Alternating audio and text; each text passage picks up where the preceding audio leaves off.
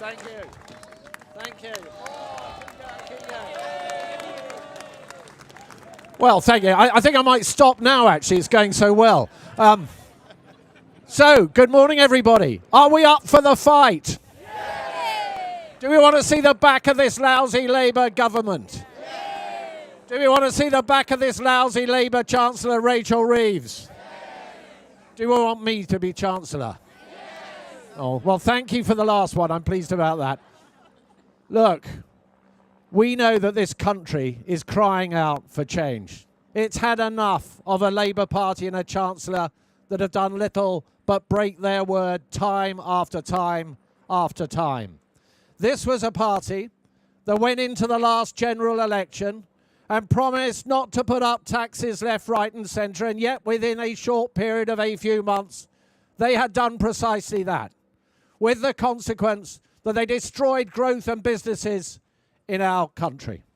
They said to the farmers, they looked the president of the NFU in the eye and said, you can trust us when it comes to farming and the farm tax. And they broke their word within a matter of months. They said to our pensioners that they could sleep safely in their beds at night. They needn't worry about means testing and the winter fuel payment. And what did they do? They broke their word within months. That is an utterly disgraceful way to behave. And what has the consequence of all of this mismanagement and broken promises been?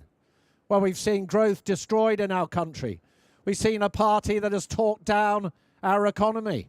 We have seen a party that, despite what they said before the election, went out and borrowed billions and billions of pounds and spent billions and billions of pounds and have raised inflation higher than it otherwise would have been, has kept interest rates higher than it would otherwise have been, and mounted up a colossal national debt, the servicing costs on which alone are running at £100 billion a year. That's twice what we spend on defence. That is unsustainable, and that is what you get with Labour.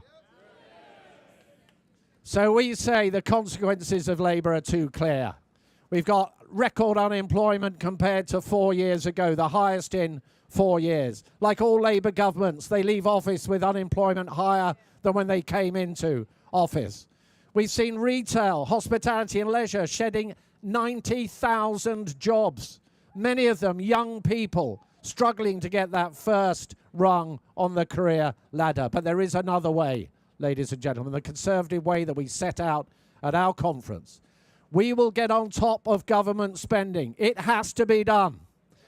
We will get on top of the welfare bill, getting people off benefits and into work. It has to be done. And if we do it, we can go out there and create this aspiration-driven economy with lower taxes, and we've shown at conference we can abolish stamp duty altogether.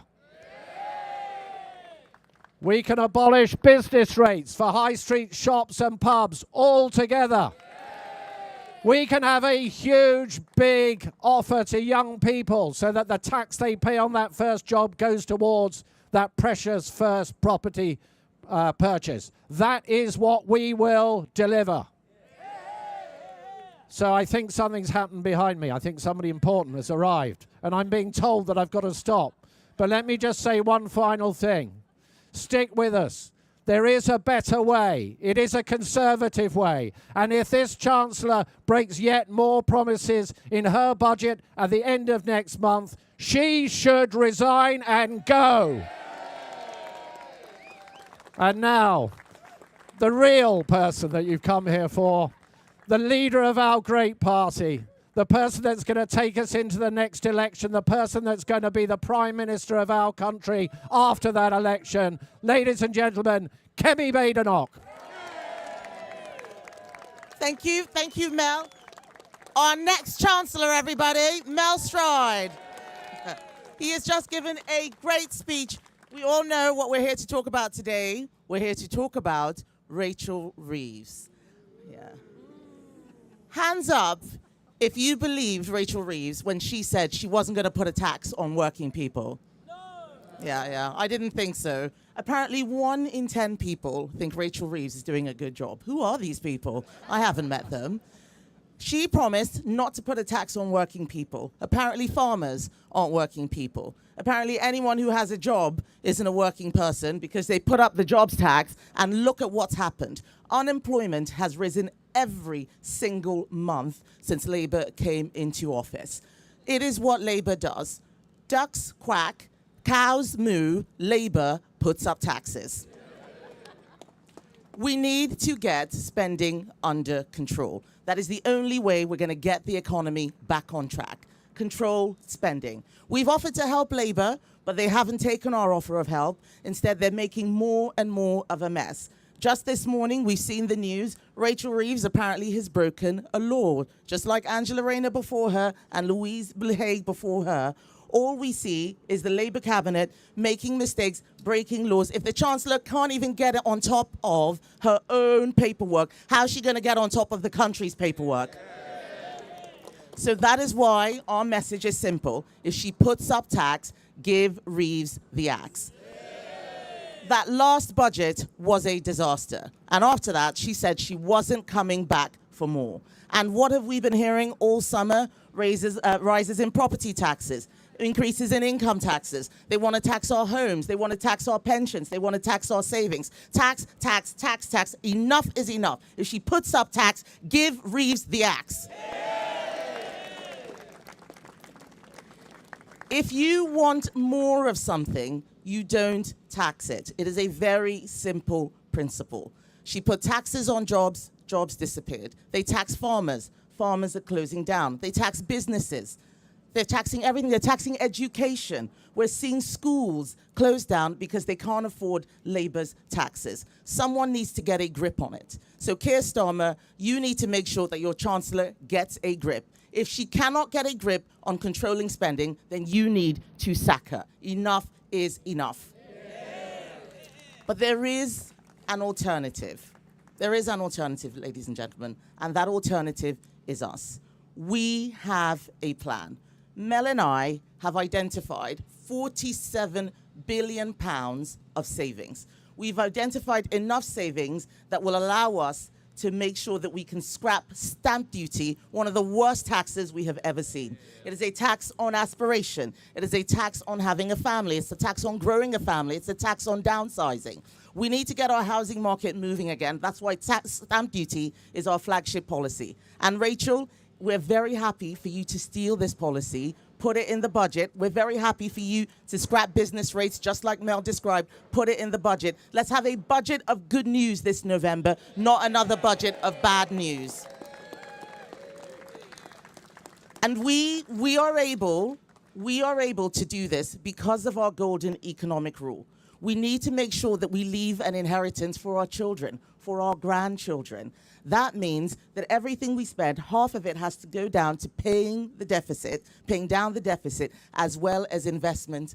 That is what we're going to do. Make sure that at every single step, we are fiscally responsible. We're not just going to be slashing the public services that people need. No, no. We have said we need to start with getting people back into work. Let's cut welfare spending. Let's get many of those people who after COVID just decided to give up. Let's get them back into work. That will grow our economy. What we need right now is growth. Labour has seen a flatlining in growth. It was 0% last month, 0.1% the month before, minus 0.1% the month before. That's terrible.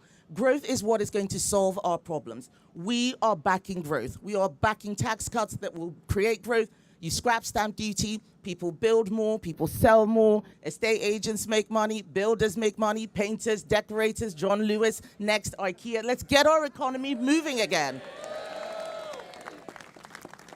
That is the alternative with Conservatives. Our golden economic rule, finding savings, scrapping stamp duty, scrapping business rates for high streets, and then making sure we get control of spending. So that's my message to Rachel today. I know you've got a lot of problems now with the new issues with being a landlord and messing up your lettings, but no one is interested in your problems. We need you to solve our problems.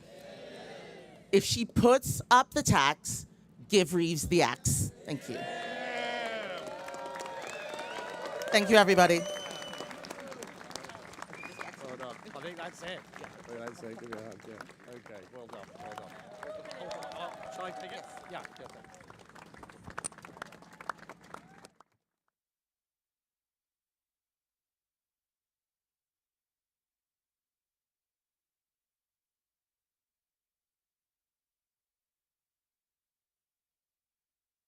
Do you agree that cutting taxes like stamp duty and business rates would help boost Britain's economy?